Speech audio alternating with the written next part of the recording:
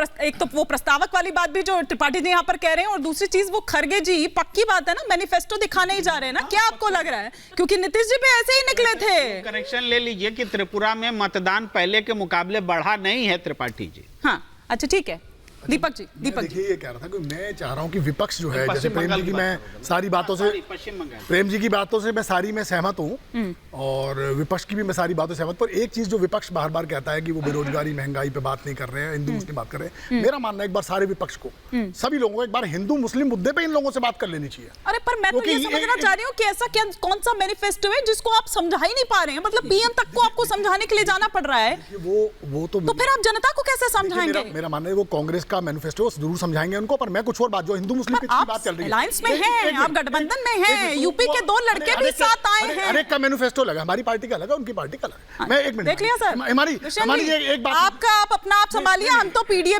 करेंगे। देखिए आप अपनी बात करने का मेरी भी नहीं बिल्कुल करिए। मेरा कहने का मतलब है, देखिए हिंदू मुस्लिम पिच पे जब हम बात करेंगे ना लगातार, मेरी उम्र 56 साल है, मैं दिल्ली एनसीआर में रहता हूँ, यहीं पैदा बड़ा हुआ हूँ। सबसे बड़ा दंगा जो है सीलमपुर जाफराबाद में हुआ है, 53 लोग मारे गए, उस गृह मंत्री को आज तक नहीं हटाया आपने।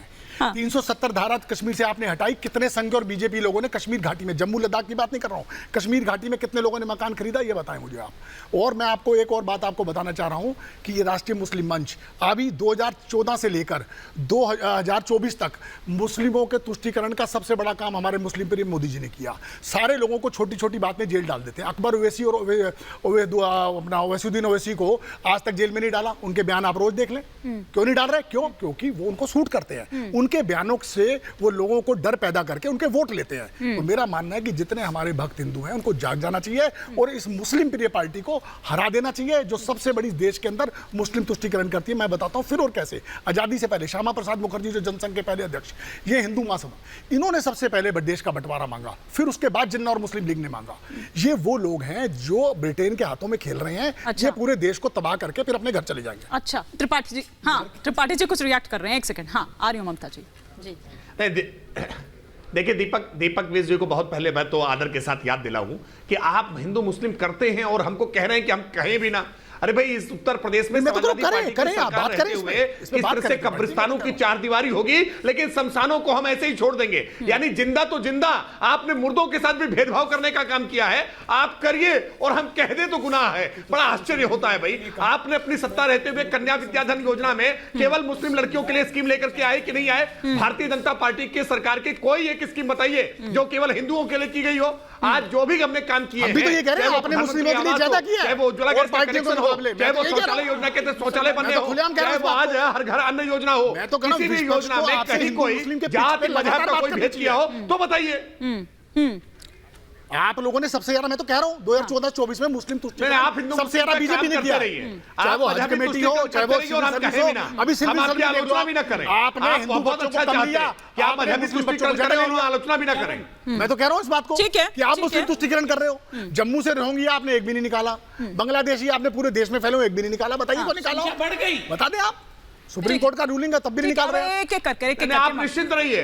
एक 50-100 साल घुसपैठियों को 200-500 साल में बाहर करने का काम हम करेंगे। घुसपैठियों को पालने पोसने का, बढ़ाने का काम, उनके लिए खड़े हो जाने का काम हम नहीं करेंगे। और यही आप करते रहे हैं, आप करते हुए भी आगे भी दिखाई पड़ेंगे। कभी नहीं किया।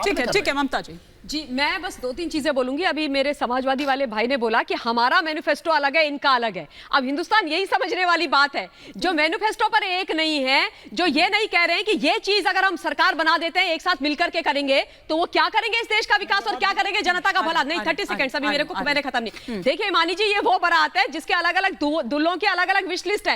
एक कह रहा है मैं तो बग्गी में जाऊंगा, दूसरा कह रहा है नहीं मैं तो घोड़ी में जाऊंगा, तीसरा कह रहा है नहीं मैं तो कार में जाऊंगा।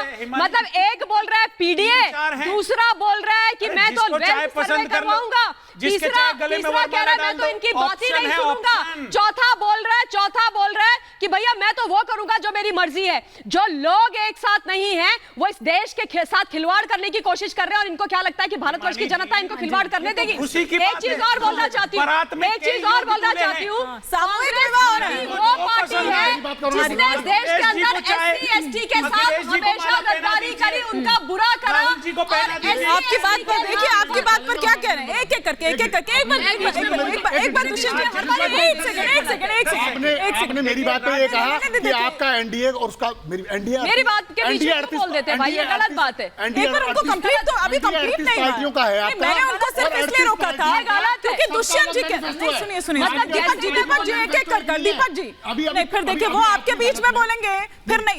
एक बार मैंने दुष्यंत जी पूरा नहीं हुआ था, मैंने उनको रोका था, लेकिन वो बात कर रहे थे दूल्हों की, वो बात कर रहे थे दूल्हों की। तो मैं सिर्फ ये कांग्रेस पार्टी को भी आईना दिखा देना चाहती हूँ कि कांग्रेस पार्टी हिंदुस्तान वो पार्टी है, मैं तो डायरेक्ट देश से बात करना चाहती हूँ, वो पार्टी है जिन्होंने SC ST का दोहन करके उनका गला काट करके मुस्लिमों को वो फायदा जो SC ST को मिलना चाहिए देने की कोशिश करी है, हमेशा करी है। 2004 में ले लीजिए, 2011 में ले लीजिए, तुष्टीकरण की राजनीति इन्होंने करी है। वोट बैंक उनको अपना इन लोगों ने समझा है। गद्दी में सत्तासीन ये लोग तुष्टीकरण की राजनीति और ठीक है, झूठ बोलकर आप जवाब ले लेती हूँ। आज भी वही करने की कोशिश कर रहे हैं। आप जवाब ले लेती हूँ और इसीलिए एंटनी कमेटी की रिपोर्ट की बात मैंने कही थी उस समय आपने एक मिनट ध्वनि को भी मेरा मैनिफेस्टो के अलावा एक बात उन्होंने बड़ी जबरदस्त कह दी। अलीगढ़ मुस्लिम यूनिवर्सिटी में से ST OBC का रिजर्वेशन किसने छीना? जामिया मिलिया में से ST OBC का रिजर्वेशन किसने छीना? मोदी ने।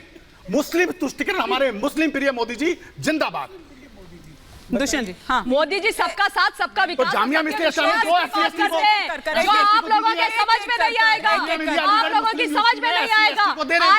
आज का जो विपक्ष है, आप सारे लोग जो है इंडिया मुद्दाविहीन, दृष्टिविहीन, दिशाविहीन लोग हैं, तो केवल तुष्टीकरण करते हैं आप लोग। इंडिया अलायंस गठबंधन के दल समग्र विकास के साथ साथ सामूहिक नेतृत्व में भरोसा करते हैं। अरे कहाँ? कई सबका अलग-अलग मैनिफेस्टो है, ऐसे हैं, सबकी अपनी अपनी ढपली, अखिलेश अपना अपना यादव जी राग है, प्रधानमंत्री हो सब सकते हैं, पूरा पश्चिम उत्तर दक्षिण निकले स्टालिन हुए जी हैं, प्रधानमंत्री हो एक सकते दूसरे हैं, को सीट राहुल दे नहीं पा रहे थे, सिर्फ डबल चल रहा प्रधानमंत्री था। हो सकते आज बस हैं ऐसे और ही। उद्धव ठाकरे भी प्रधानमंत्री हो सकते हैं। गजब, आप बता दीजिए, गजब झूठ, झूठ भाइयों बहनों, देखो कितना झूठ बोल रहे हैं ये लोग। हाँ सर, वो हमने देखा टिकट वितरण में भी ऐसे हुआ था, 1 घंटे के लिए एक प्रत्याशी, दूसरे घंटे पर प्रत्याशी बदल गया। ये आपके सहयोगी कर रहे थे, आपके सहयोगी कर रहे थे यूपी में। हिमानी जी, इनके यहाँ तो टिकट लेके सोनिया जी बोल रहे टिकट ले लो, कांग्रेसी कह रहे नमस्ते, नहीं मैडम कौन सी नहीं, सीट पे हमने नोटा से कम वोट थोड़ी ना चाहिए। बता दीजिए ना, ठीक है, अरे सब जगह हुआ है ये, ठीक है, ठीक है, ये आप सभी को रोक रहे हो, आप सभी को रोक रहे हो। देखिए मुद्दा गंभीर था, बहस भी उसी तरीके से होती तो अच्छा था, लेकिन कॉमेडी ज्यादा हुई है। खैर, बहुत शुक्रिया आप सभी मेहमानों का हमारे साथ जुड़ने के लिए। आज के सफर में फिलहाल इतना ही, रुकेंगे।